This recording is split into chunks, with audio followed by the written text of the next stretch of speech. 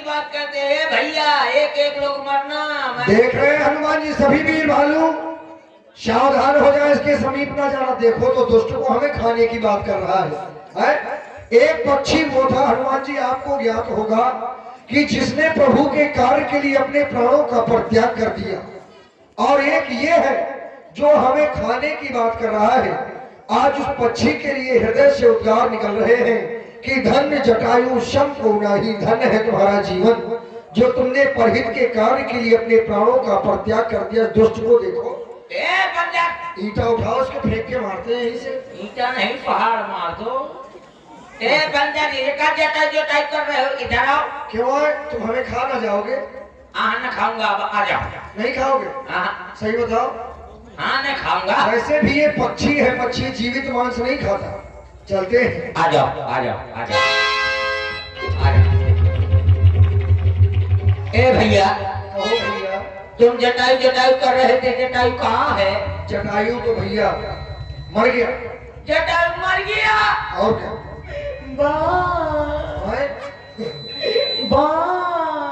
ये क्या कर रहे हो? रो रहा हूँ। पक्षी हो कि भैंस? ऐसे रोया जाता है? मेरी ऐसी आवाज है रोने की। लेकिन तुम रो क्यों रहे हो भाई? इसलिए क्योंकि जटायु मेरा भाई है। चुप! ये मतलब की बात करते हो? कह रहा जटायु मेरा भाई है। जटायु इतना बड़ा पुण्यात्मा धर्मात्मा, और तुम इतने बड़े दुष्ट हो कि हमें खाने की बात कर रहे हो। यदि भाई होते तो कुछ ना कुछ लक्षण तो होते, लेकिन तुम्हारे आंसू बता रहे हैं। देखो गंगा जमुना बह रही है। नहीं, आंसू तो बता रहे हैं कि तुम्हारा भाई हो सकता है। अब देखो, यहाँ पर तो कोई व्यवस्था है नहीं। ये बांदरी गुस्सा है, हनुमान जी दीजिए ने। इससे हम ऐसा उपाय करते हैं कि तुम्हारे भाई जहाँ कहीं भी हो, उनकी आत्मा को शांति मिल जाएगी। तिलांजलि दिलवा दे रहे हैं, पिंडदान करवा देते हैं।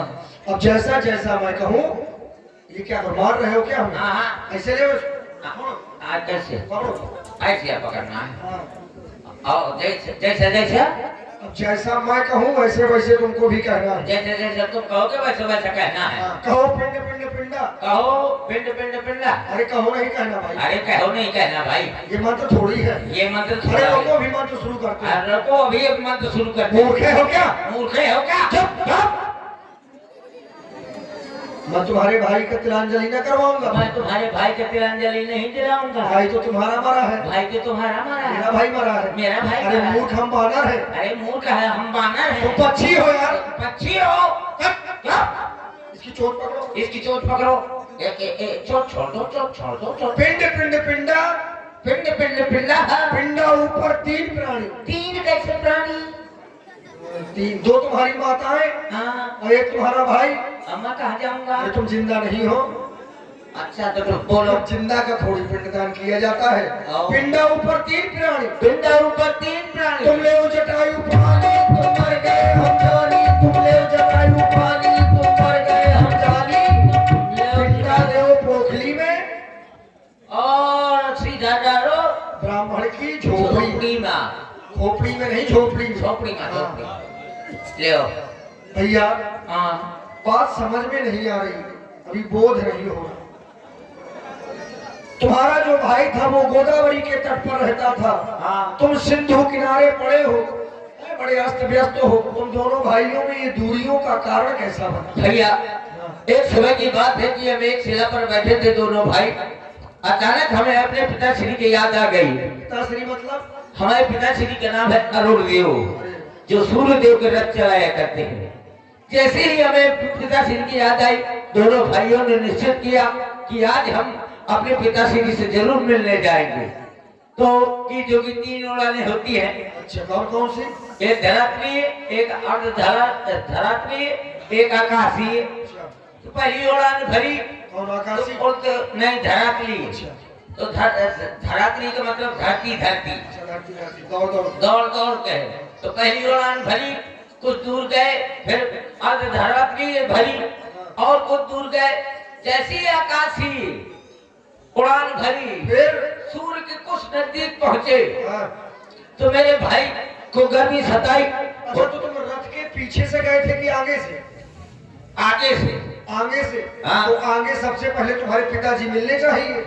सूर्यदेव तो बाद में मिलेंगे क्योंकि आनंद देव सारथी है? तो सारथी आगे होता है। तो हम कौन देख पाए हैं ना कि आगे से है कि पाछे से। अच्छा मुझे पता नहीं था। चलो कोई बात नहीं। फिर सूर्य के जैसे नजदीक पहुंचे, मेरे भाई को गर्मी सताई। वो बोला भैया अब ये गर्मी सहन नहीं होती, चलो यहाँ से वापस चलते हैं। मैंने कहा नहीं, बिना पिताश्री के मिले हम वापस नहीं आएंगे। फिर वो वहां से लौट आया, लेकिन मैं अभिमानी किसी की बात न मानी। फिर मैं और आगे बढ़ा। जैसे ही सूर्य के ताप के नजदीक पहुंचा तो सूर्य के तेज गर्मी के कारण मेरे पंख जल गए, भुरभुरा गए, मुरमुरा गए। मतलब बाप के नजदीक नहीं पहुंच पाए तो ताप के नजदीक जाके तुम्हारे पंख जल गए। मेरा वहां से लुढ़कना चालू हुआ। तो लुढ़कते लुढ़कते लुढ़कते लुढ़कते मैं समुद्र के किनारे बजा पड़ा, कहीं पर पड़ा रहा। फिर एक दिन चंद्रमा नाम की ऋषि आए, उन्होंने मेरी दशा देखी। वो बोले तुम यहीं पर पड़े रहो, एक दिन रामदूत आएंगे तो तुम उनकी सहायता कर देना, तो तुम्हारे पंख पुनः उगाएंगे। भैया देखो, हम उन्हीं प्रभु श्री रामचंद्र जी की सेवा करें। किसी राक्षस के द्वारा माता श्री जानकी का हरण कर लिया गया है। बस हम सभी वानर भालू माता श्री जानकी जी की खोज में निकले हैं। अभी तक कोई सुध नहीं मिली है।